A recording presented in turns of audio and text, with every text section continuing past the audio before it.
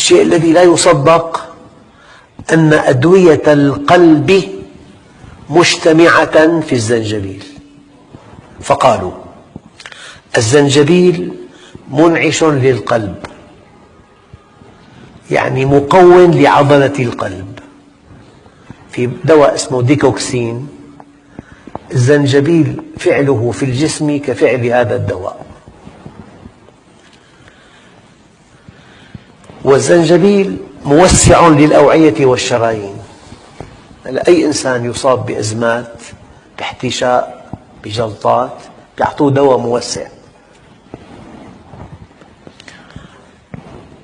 الزنجبيل مضاد للجلطات.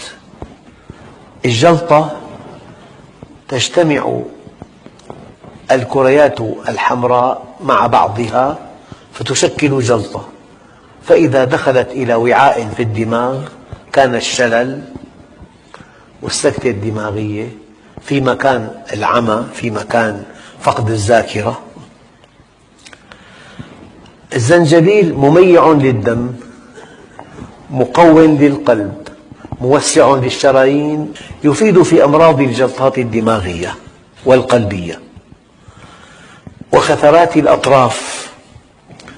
الزنجبيل يخفض ارتفاع ضغط الدم. أدوية القلب مجتمعة في هذه المادة الزنجبيل.